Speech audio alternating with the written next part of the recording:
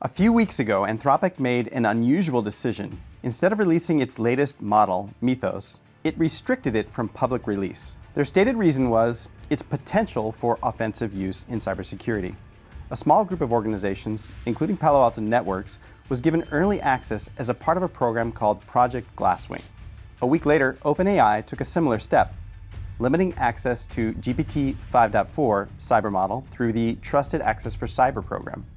These programs are meant specifically to test what these frontier cyber models are capable of. Joining me today is Yoni Alon, our Vice President of Research and Development and Head of Cortex Research, and one of the people who has been working directly with that access. Yoni, let's start with what you actually observed. Honestly, Peter, it's been really eye-opening, and I don't use that kind of word lightly. I've spent my career building defenses against sophisticated attackers. When you see frontier cyber models work, you realize you're looking at something that compresses years of expert vulnerability research work into days or hours.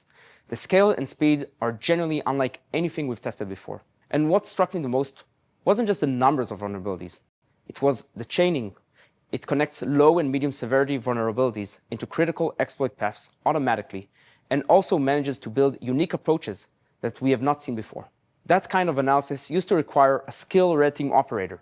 That's a meaningful shift in what becomes possible when this capability is more widely available.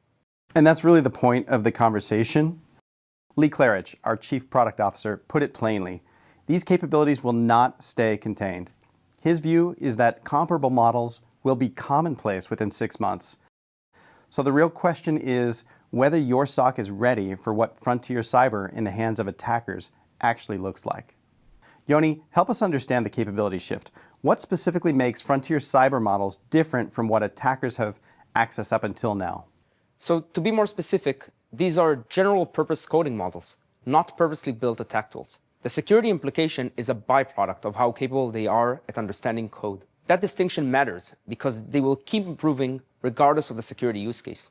The latest generation of frontier cyber models represents a dramatic leap in coding capability over their predecessors. In our own testing, our engineers uncovered the equivalent of about a full year of penetration testing work in 3 weeks.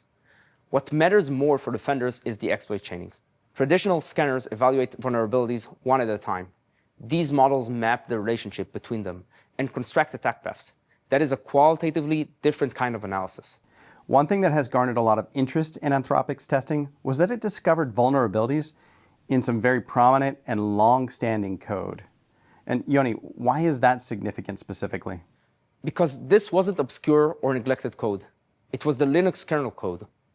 Open source, widely deployed, scrutinized by some of the best security engineers in the world for nearly 3 decades. The fact that this model found something in there isn't an indictment of those engineers. It means this class of models analyzes code in a fundamentally different way than humans do, or any other tool we had before. What that means in practice is significantly more 0 days. Finding vulnerabilities previously required an experienced threat researcher or vulnerability researcher, and significant time is now within reach of a much wider range of attackers. Patching alone will not keep pace. It will be a peacetime solution for known threats. Capabilities that were once limited to well-funded nation-state actors are going to be available to a lot more people. So let's make that concrete. What does this mean for security practitioners when attackers have access to this class of capability? 3 things. First, vulnerability volume goes up. As these models get better at finding flaws, CV discovery accelerates. Every unpatched vulnerability is a known entry point for anyone running comparable tooling. Patch velocity is now critical, and companies will need to accelerate and automate their patching programs.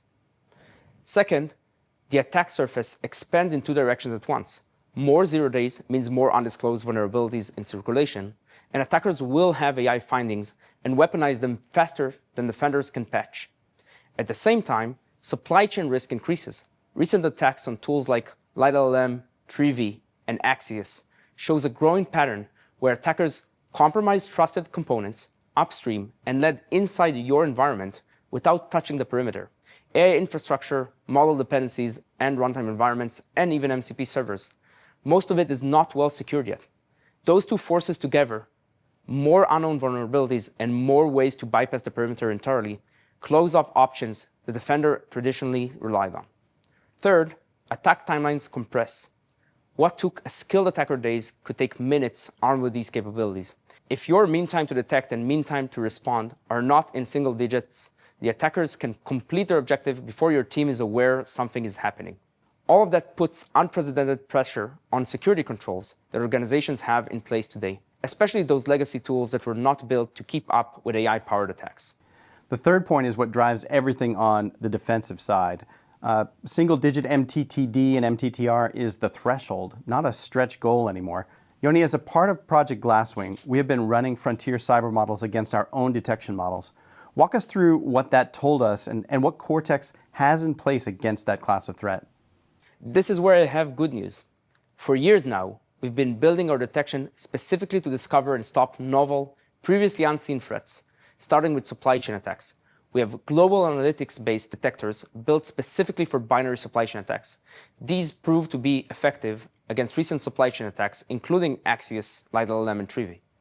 Our behavioral threat protection caught the attackers when the malicious execution began inside the environment. That detection logic is behavioral-based, so it holds regardless of how initial access was achieved. What about novel exploits? These models are generating exploits for vulnerabilities nobody has seen before. That is where we also saw strong results. Adversaries can write new exploits, but they cannot invent a new way to exploit. The fundamental techniques are finite. We detect those techniques, not the individual exploits. So when a frontier cyber model generates something completely new, we're already looking for it. We have been training our AI-based shellcode detection on LLM-generated attacks for some time, and we are now incorporating cybersecurity frontier models generated attacks into training data. The detection model learns from the same capabilities the attackers will eventually have. On open source and AI supply chain, we have software composition analysis and vulnerability scanning for OSS components. As these models surface new vulnerabilities in packages, we can identify where these packages exist in customer environments and prioritize remediation. And KOI, our agentic endpoint security acquisition, addresses the endpoint risk that comes with AI agents and AI-assisted development, becoming standard inside enterprises. That's 3 layers of protection against novel exploits. And Yoni, I know you've also been running these models against your own rule set. What came of that? With models this powerful, we weren't surprised to see it find places where detection coverage could be tightened. The good news here is that going forward, our detection will be fully battle-tested with these frontier cyber models. That is the value of having the access early. Find your own weaknesses before someone else does. Yoni, last question.